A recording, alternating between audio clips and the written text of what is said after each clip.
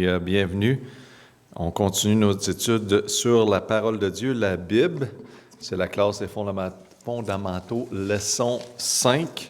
Et avant de commencer la classe, j'aime bien chanter, comme vous le savez. On va chanter la B-I-B-L-E. En plus, on parle de la Bible. Amen! Donc, partout à travers de ce monde, en Afrique, au Québec, aux États-Unis, si vous êtes avec nous, on chante de tout cœur. Et utilisez votre Bible si vous avez votre Bible, OK? On va la lever. Et si vous n'avez pas de Bible, nous le dire, on va vous en envoyer une à quelque part, peu importe où vous êtes. Amen?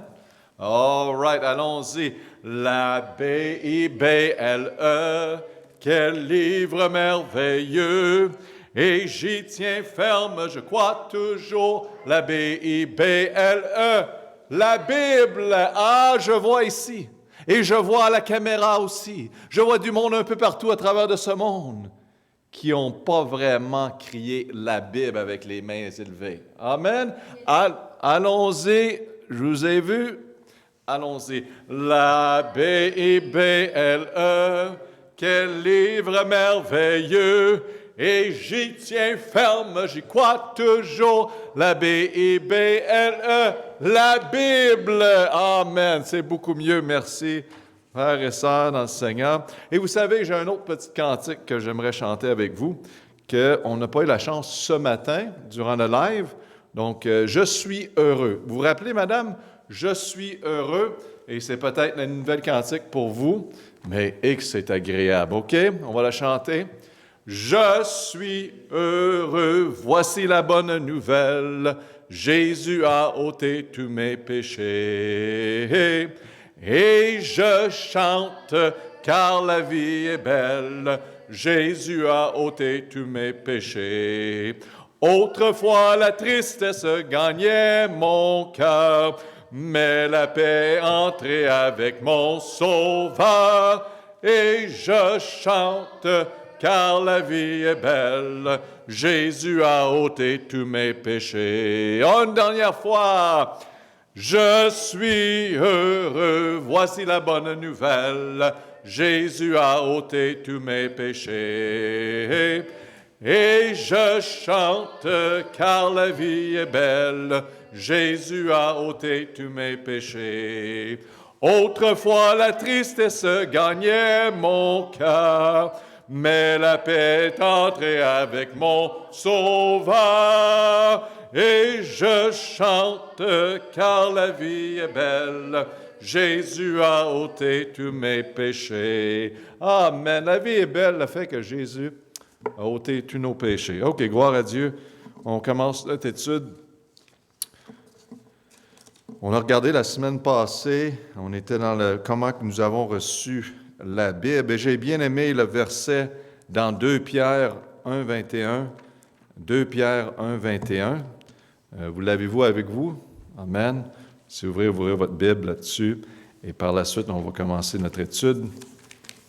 Dans 2 Pierre 1, 21, ça dit « Car la prophétie n'a point été apportée autrefois par la volonté humaine, mais les saints hommes de Dieu, étant poussés de le Saint-Esprit, ont parlé. » Donc, c'est un livre spirituel. Dieu a utilisé des simples hommes. Mais on a vu la semaine passée 40 différents hommes et Dieu a vraiment parlé à travers de Dieu, à travers de eux. Donc la parole de Dieu est inspirée. On va prier, Père éternel, merci pour ce temps dans ta parole et de parler de ta parole. Père, fais un travail dans nos cœurs. Soyons des hommes et des femmes qui sont établis dans la parole de Dieu, qui connaissent la parole de Dieu, qui la pratique, qui l'enseigne et qui la prêche. Père, utilise nos vies, Père, pour être un témoignage, une lumière de la parole de Dieu. On prie au nom de Jésus. Amen. Amen. Donc, la semaine passée, on avait commencé cette étude et on était rendu à l'auteur, partie C de notre étude. Dieu est l'auteur de la Bible. On a mentionné que le Saint-Esprit a dirigé les hommes et que la parole de Dieu était inspirée. Et maintenant, page 16, au haut de la page 16, on voit au-dessus du deuxième point de l'inspiration, on voit attention aux hommes qui disent la Bible devient la parole de Dieu. En voulant dire qu'on n'a pas vraiment la parole de Dieu. Quand tu as une expérience de la parole, elle devient la parole de Dieu. Non, la parole de Dieu est la parole de Dieu, peu importe qu'est-ce qu'on pense. Dieu, basé sur Matthieu 24, 32, Dieu a inspiré toutes les paroles. Dans Matthieu 24, 35, « Le ciel et la terre passeront, mais mes paroles ne passeront point. » Attention aux hommes qui disent, donc ici, dans 24, 35 en haut, on va écrire « parole », et attention aux hommes qui disent « la Bible contient la parole de Dieu », voulait dire que des parties qui ne sont pas inspirées. Mes amis, la parole de Dieu est inspirée tout au complet. Dans 2 Timothée 3,16, dans la parole de Dieu, 2 Timothée 3,16, on va le regarder ensemble. 2 Timothée 3,16.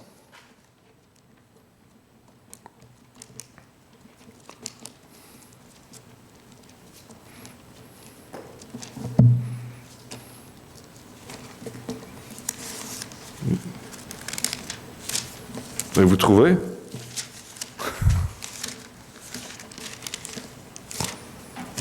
C'est supposé d'être imprimé, excusez-moi. 2 Timothée 3,16, « Toute l'Écriture est divainement inspirée et utile pour enseigner, pour convaincre, pour corriger, pour former à la justice, afin que l'homme de Dieu soit accompli et propre à toute bonne œuvre. » Donc, toute la parole de Dieu est inspirée, pas juste une partie, mais toute. Parce que la Bible est inspirée de Dieu, elle est la vérité du commencement jusqu'à la fin. Elle est la vérité, let B. Le fondement de la parole, la Bible nous dit dans Psaume 119, 160. Le fondement de la parole est la vérité. Donc, on a la vérité, on peut se confier dans ce livre. La Bible nous dit ici, on voit dans la deuxième partie, « Avons-nous la Bible aujourd'hui? » Les manuscrits originaux sont perdus depuis longtemps, c'est ça qui est vraiment le fait.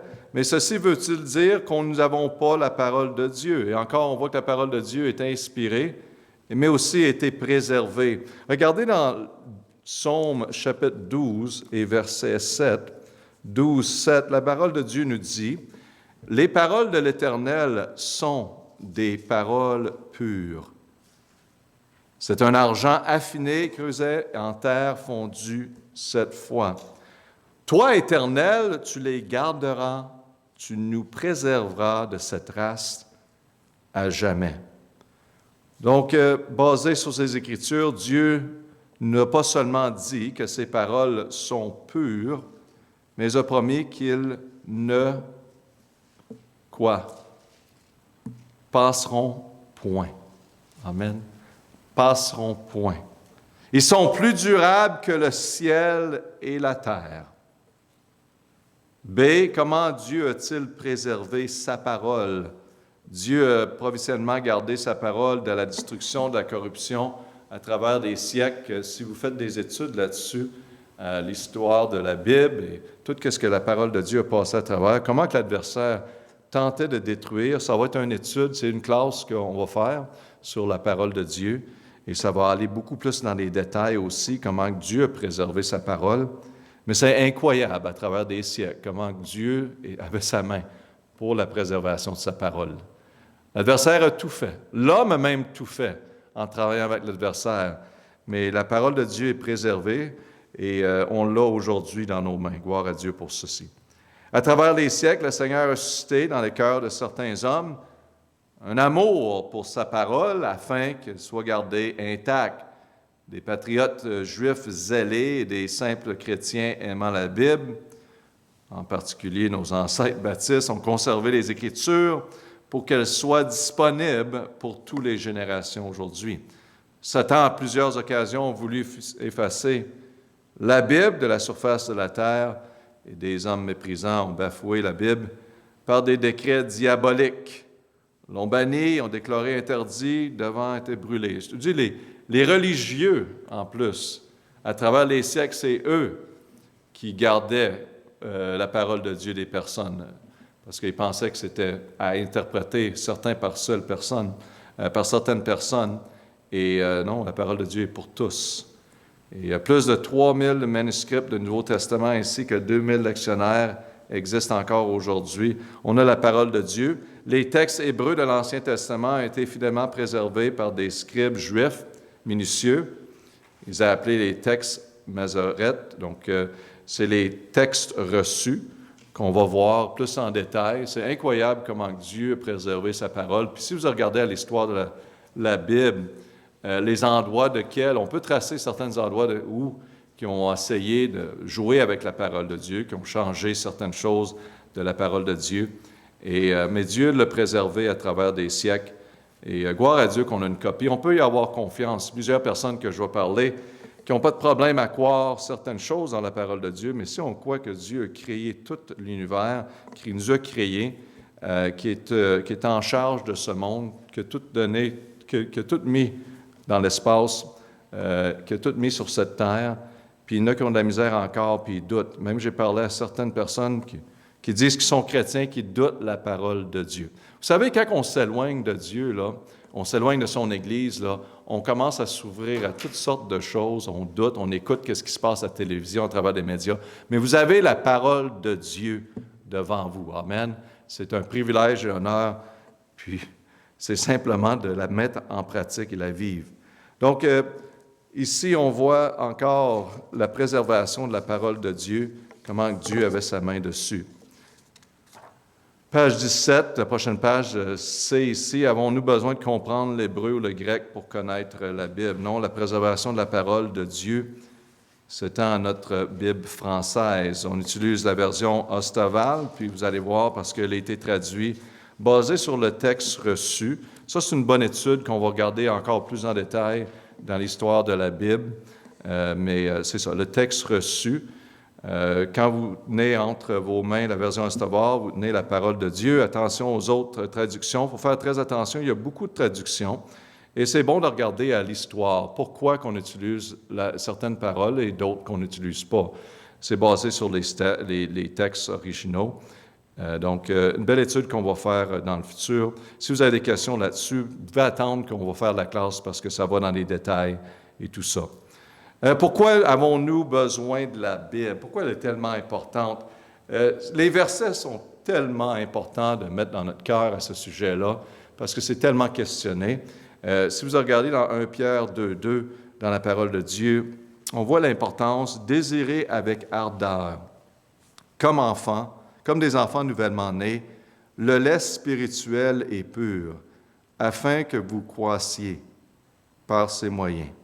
Donc, ça prend la parole de Dieu pour grandir et la croissance. On voit aussi dans Matthieu 4,4, mais Jésus répondit, et il écrit, « L'homme ne vivra pas de pain seulement, mais de toute parole qui sorte de la bouche de Dieu. » On voit l'importance pour la croissance spirituelle. 1 Corinthiens 3,2, encore une autre fois, « Je vous ai donné du lait à boire et non de la viande, car vous n'étiez pas en état de la supporter. Maintenant même, vous ne le pouvez pas parce que vous êtes encore charnel. » Dans l'Hébreu 5, 12 et 13, « En effet, tandis que vous devrez être maître depuis longtemps, vous avez encore besoin d'apprendre les premiers éléments des oracles de Dieu. Vous êtes venus à avoir besoin de lait et non de nourriture solide. Or, celui qui se nourrit du lait ne comprend pas la parole de la justice, car il est petit enfant. » Je vais vous dire qu'il y a beaucoup de viande dans la parole de Dieu. On a tout le conseil de Dieu et de le mettre en pratique. C'est ça qui reste à faire.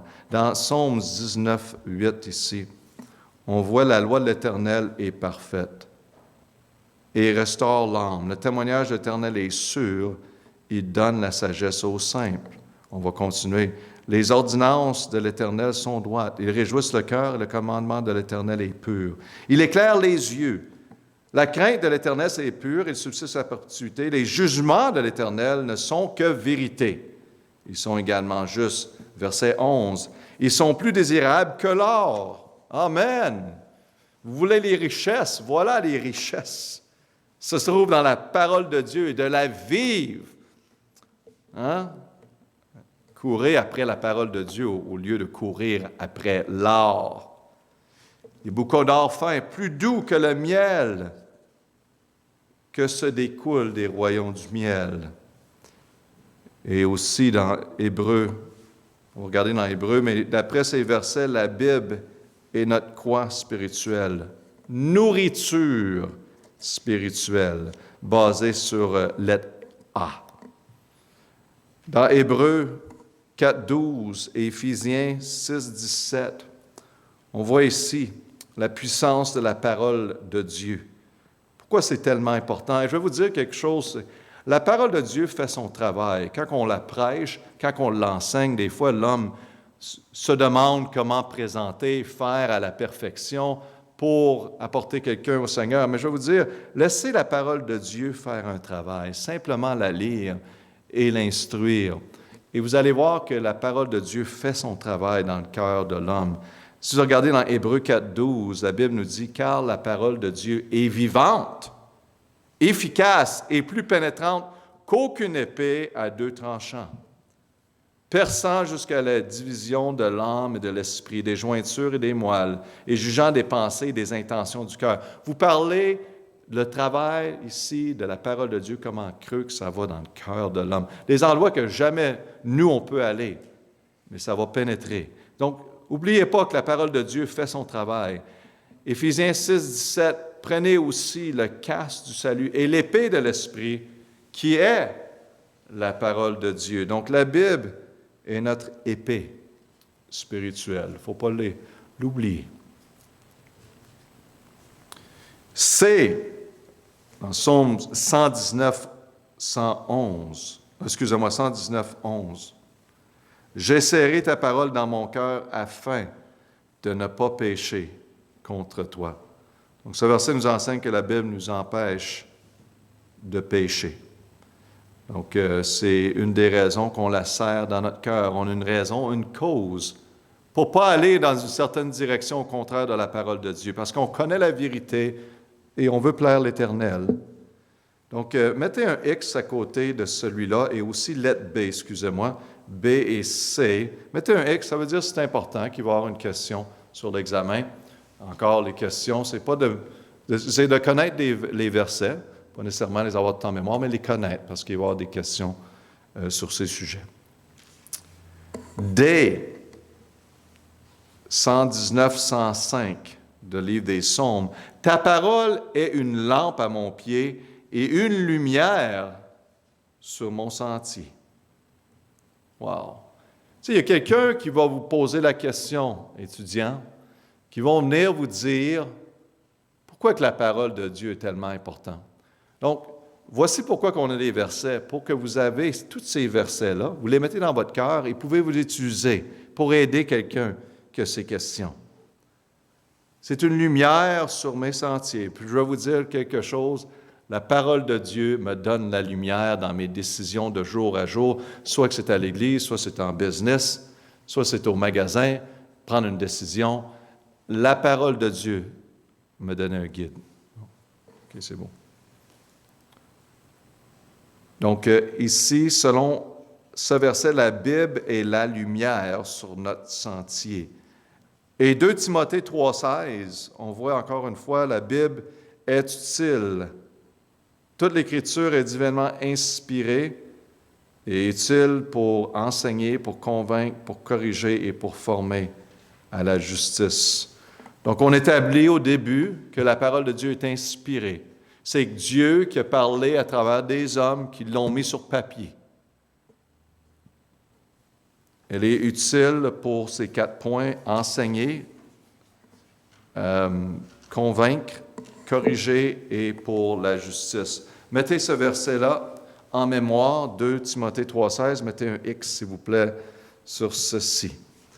Donc, en voulant dire que la parole de Dieu est utile pour tout ce qu'on fait, quand on parle avec quelqu'un, quand on prend des décisions, on peut se confiés dans la parole de Dieu. Même pour la justice. Tu sais, un bon juge, là, si Dieu vous appelle d'être un juge ou dans la loi ou quoi que ce soit, ça l'est votre guide, amen. Utilisez-le, puis respectez-le. Peu importe la pression de l'homme. Vous n'êtes pas là pour l'argent, vous êtes là pour pas plaire à les hommes, vous êtes là pour plaire à Dieu. Amen et amen. OK. 1 Thessaloniciens 4, 18, lettre F, et Psaume 119, 50. La Bible nous dit, c'est pourquoi consolez-vous les uns les autres par ces paroles. 119, 50, c'est ici ma consolation dans mon affliction, que ta parole me rend vie. La parole de Dieu est notre consolation. Amen. Je vais vous dire, quand on passe des moments difficiles, qu'on passe tout le temps, ça semble des moments difficiles dans nos vies souvent, vous avez besoin de la consolation, de l'encouragement. Vous avez besoin de voir clairement, et la parole de Dieu va vous donner ça. Que devons-nous faire avec la Bible? Que devrons-nous faire avec la Bible? Jean 5, 39.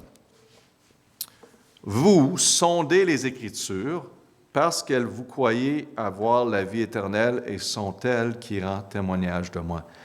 Donc, qu'est-ce qu'on devra faire? Sonder les Écritures. Sonder les Écritures.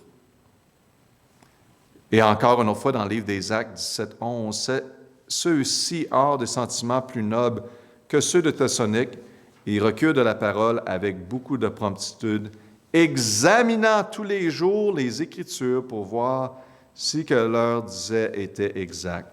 Et ça, j'aime ça, de voir les chrétiens, de vérifier eux-mêmes, de s'assurer qu'est-ce qui est enseigné, qu'est-ce qu'il entend, c'est la parole de Dieu.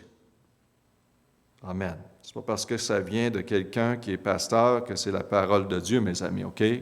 Non. Vérifiez, puis assurez-vous. Puis s'il y a quelque chose qui ne va pas bien avec l'oreille, parce que vous savez qu'est-ce que la Bible dit, mettez-le en question.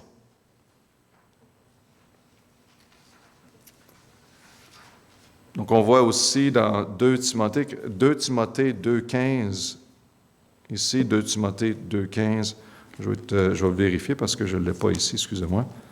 2 Timothée 2,15. Là-dessus, toi? 2 Timothée 2,15. Efforce-toi de te montrer éprouvé devant Dieu, comme un ouvrier irréprochable, dispensant avec droiture la parole de vérité. Wow! Dispensant avec droiture la parole de vérité. C'est merveilleux de voir des personnes, des chrétiens, dire « Moi, je fais ceci. Moi, je fais cela. » Parce que la Bible le dit. Ça devrait être dans notre langage jour après jour, que le monde sache que qu'est-ce qu'on fait, c'est parce que la Bible le dit. On ne fait pas certaines choses parce que la Bible enseigne qu'on ne fait pas ces choses.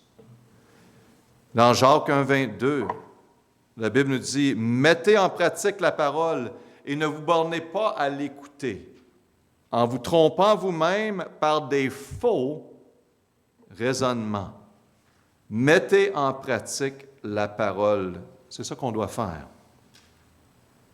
Intéressant, ne bornez pas à l'écouter. Fermez pas les oreilles à la parole de Dieu, parce que la Bible dit, vous allez vous tromper, établir des faux raisonnements. Puis c'est là qu'on a aujourd'hui. Plusieurs personnes ont dit non à la parole de Dieu, et maintenant, on voit basé sur leur vie, on voit qu'est-ce qui se passe dans ce monde.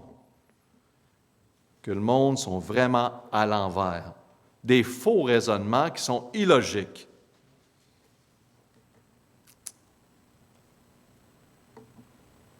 On ne prêchera pas là-dessus aujourd'hui parce que ça me tente.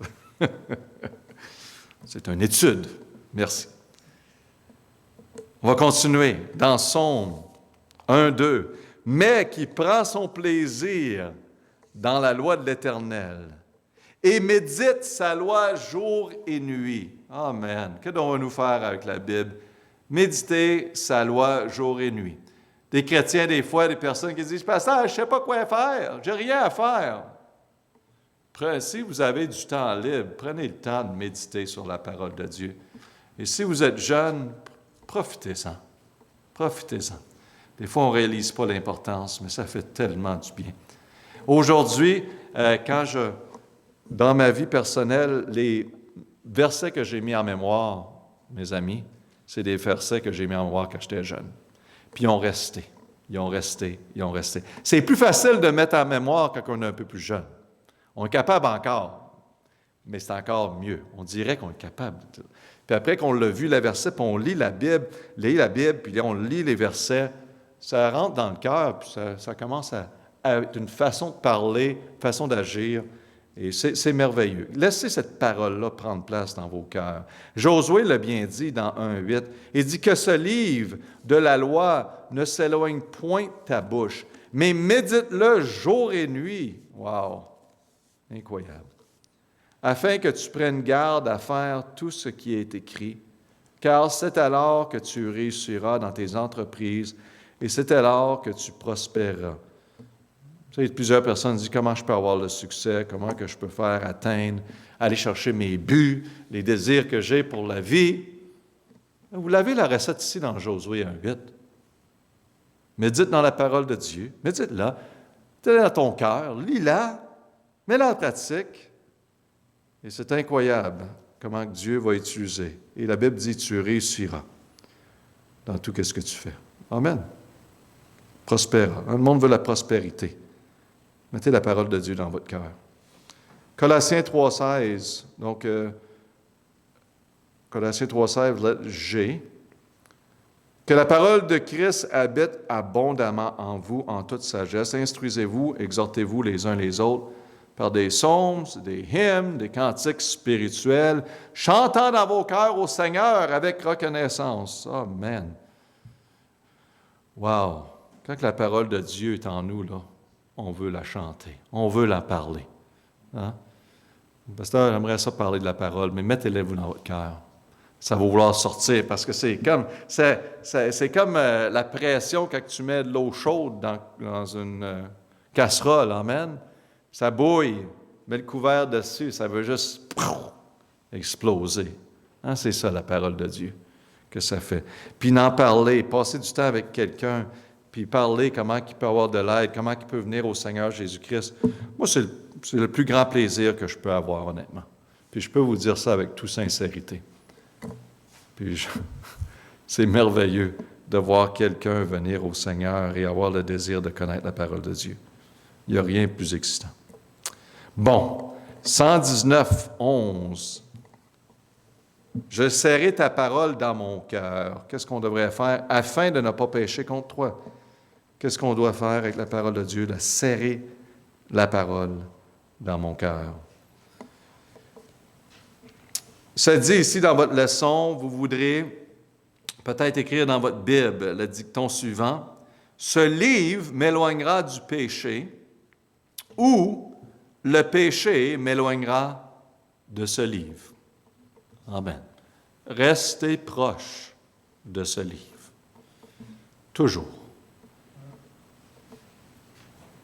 Devoir de lecture 119, 24 versets par jour. Wow, c'est gentil. Lisez à travers le psaume 119, c'est merveilleux. Et essayez de mettre en mémoire, ça fait partie des versets 119, 9 et 11. C'est merveilleux. Donc, merci Seigneur pour sa parole qui a préservé. Et mes amis, qu'est-ce qui reste? C'est bien beau de savoir toute cette information-là. Mais prenons ce livre-là et mettons-le dans notre cœur. Amen. Père éternel, on remercie pour ta parole qui a été préservée pour nous aujourd'hui. On n'est pas ici par chance. Père, merci encore aussi pour une copie de la parole de Dieu. Plusieurs personnes ont vraiment donné leur vie afin qu'on puisse avoir une copie de la parole de Dieu. Aide-nous à ne pas la prendre pour acquis. Mais Père, la vivre. Être un témoignage dans un monde qui a tellement besoin de voir Jésus-Christ, tellement besoin de lumière. Père, utilise nos vies pour ta gloire au nom de Jésus. Amen. Amen.